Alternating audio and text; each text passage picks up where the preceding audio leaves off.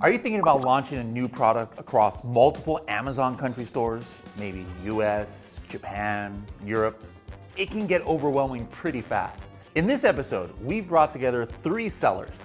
They've got very different MBTI types to show you how they launched the same product. But we're gonna be talking about real strategies, real tools, and a real example, a smart cat fountain.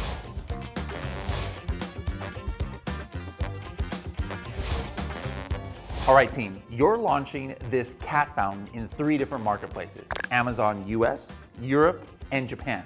Now, you're gonna have to build your ad strategy based on a mixture of maybe insight, maybe even some instinct. So, how are you going to go after customers in these 3 different marketplaces? Wow, that's a tough one. That's interesting. All right, let's start with our ENTJ. Now, you're a visionary, big plans, bold moves. So what's your targeting game plan? All right, as you know, ENTJs are bold and love strategy. So for me, my goal is a big exposure from day one. When you launch a new product, you have to test fast. You need to know is this product winner or not. To test fast, I need a lot of people to see it and click it and buy it. That's why I usually use both auto and manual campaign at the same time. For manual ads, I usually focus like this: 1 main keyword, 3 strong sub-keywords. Plus, I usually also do product targeting, targeting the top product already selling in the specific country market. Interesting. So you are testing a lot from day one. For me, we take a more layered approach. We start with auto to harvest search terms and then use those insights to build our master keyword list.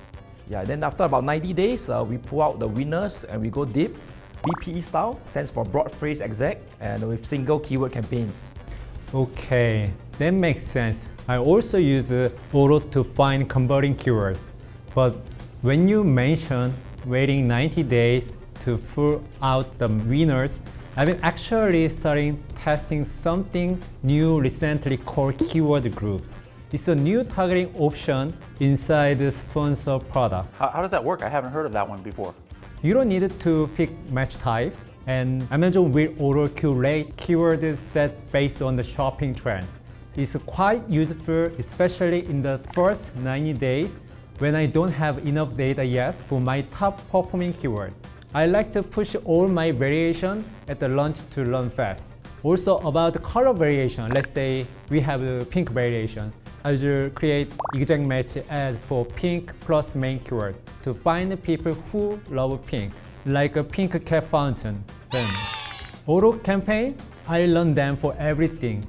Manual campaign, I make them super detailed, setting exact match ad for each color and each ASIN. What's your steps for doing the keyword research? My simple plan, number 1 is to use Amazon Product Opportunity Explorer. Find the top seller, check niche details, find top search terms. These are very good keywords. And then number 2, using Helium 10 too. That's a good one. Use the Silver tool, check what keyword the top seller is using. Pick the best one.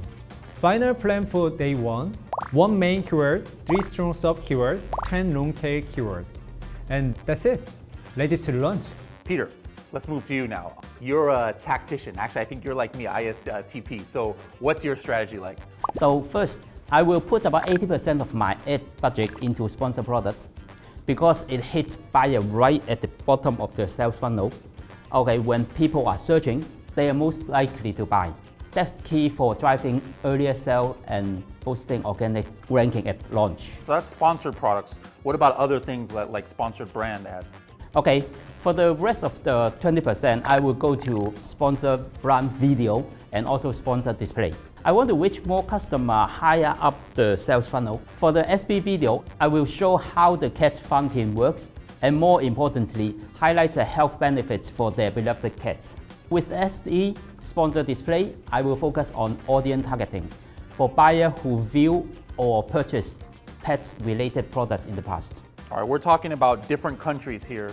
So how do you tackle this issue of being able to launch in different countries and different languages? Honestly, launching in a non-English geographic is tough, especially if you don't speak the lingo. For this cat water fountain, I want to know which cat breeds are popular in each country and how local people call them. For example, British short hair are commonly called KH in Germany. In Japan, it's even harder, as they have 3 writing systems. So the same name might appear differently, depends on the buyer. Yeah, they have like the hiragana, katakana, kanji. So how does auto campaigns maybe play in your role to help you with that?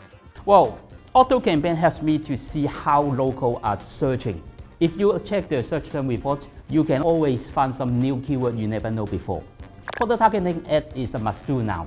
I always target the top performance cat water fountain already in the market. I split them by brand into separate campaigns, so I can easily track the performance. As for the color variations, I always launch them in separate campaigns. Even the keywords, they are almost the same. Splitting them gives me more exposure opportunity and help me to see which color gets the best CTR and CVR. So I will set up one ad group for each color, or targeting those same 10 variations. After a bit of time, I can see which color does best against which variation, making it easier to spot what is working. All right, well, thank you guys for these great tips. Let's talk about bidding. What are your bidding strategies for new products? It depends on the product. If my product is strong, like it has great price or something special and different, then yes, I bid very strongly to win top of search. Sometimes I even increase the bid by 100% or more to get the top spot. Yeah, I agree with that. 100% sounds aggressive, but sometimes I increase it beyond 100% too. We start by looking at the category medium and top conversion rates using brand metrics in the ad console. That gives us a benchmark to assess where we stand, where we are at. If we're underperforming, then we hold back a bit. But if we are close to actually exceeding the category leader, then that's when we know we can be more aggressive and start bidding higher. Okay, for new campaigns, especially auto campaigns, I check daily to make sure they have enough budget and then the bids are set correctly. And when I spot any irrelevant keywords, I will negative match them right away to avoid any wasting money. For example, our base keyword is water fountain. If the buyer is searching for garden water fountain or drinking water fountain, our product will also come up. Although search terms are expensive and unrelated to our products, so I will negative match them. For many campaigns, since I have more control, I usually monitor once a week to see if any adjustment are needed. If I want more traffic on keywords, then I will tweak the bid or adjust placement. Smart move here. Then I also think about one more thing. Can customer buy it again? If it's a food or cosmetic and customer love it, they will buy again without ads. So bring one customer feel like a good investment. But if it's a one-time product like a cat fountain, after they buy, they don't need to buy again. So I have to spend more money to find new customer again and again. Because of this, if it's a repeat product, I use a dynamic bid, more aggressively. If it's a one-time product, I start with a default bidding and slowly increase same idea for top of search. If it's a strong repeat product, I'll set plus 50% or more for top of search to get lot of click. If not, I'm more careful. Now, it's just really interesting. We were talking earlier about this, and I thought you have to buy cat fountains often because I buy every 6 months. But he doesn't have to buy his cat fountain, so I must be buying the wrong cat fountains. So for me, you would have to use the dynamic bidding because I'm buying a lot of cat fountains. Ivan, what about your bidding strategies? For me, I do something similar. I actually monitor the ACoS very closely.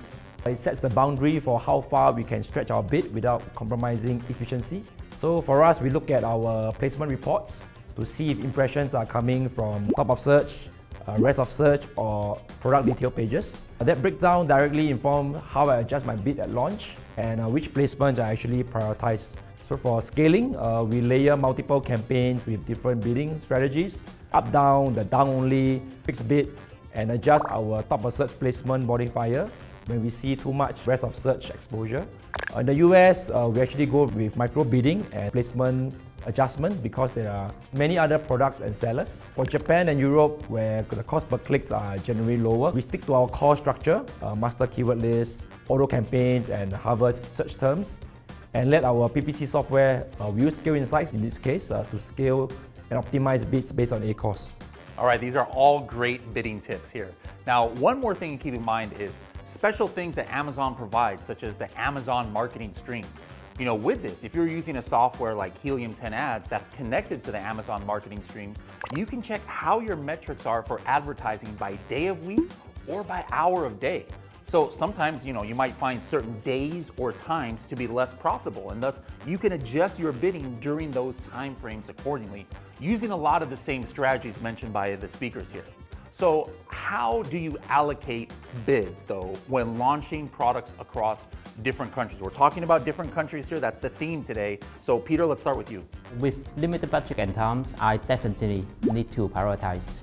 In each country at the beginning, I make sure to set up at least 2 auto campaigns, one low and one high, to quickly learn the bid range and then the traffic volume in that country. Alongside that, I set up one menu campaign based on my keyword research and also one product targeting campaign to target the top selling products.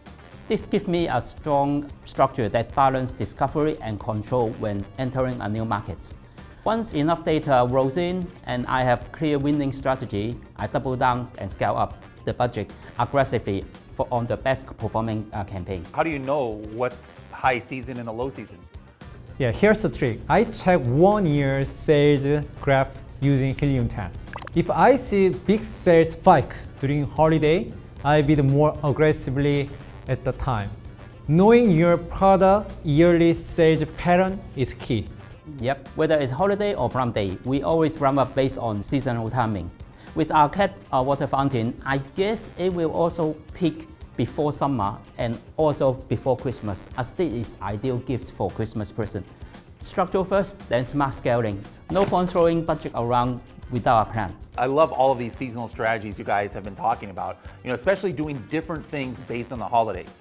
The keywords that people use to find products are for sure different during holidays. For example, during November and December, maybe the keyword Christmas gifts for cat owners, that'd be a great keyword for that product. But during July, nobody is searching Christmas gifts unless they're really trying to get their gifts way in advance. So one more thing, if you're doing different strategies during the holidays, is if you're doing sponsored video or brand sponsored display ads where you can put your own creatives, you can maybe have a holiday theme during these time periods, and that might help with conversions. So what's the playbook here?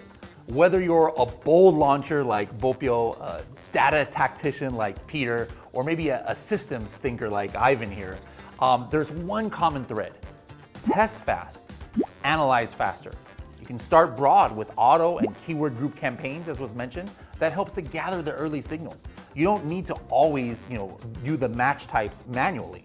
You can layer in later manual targeting with refined keyword sets.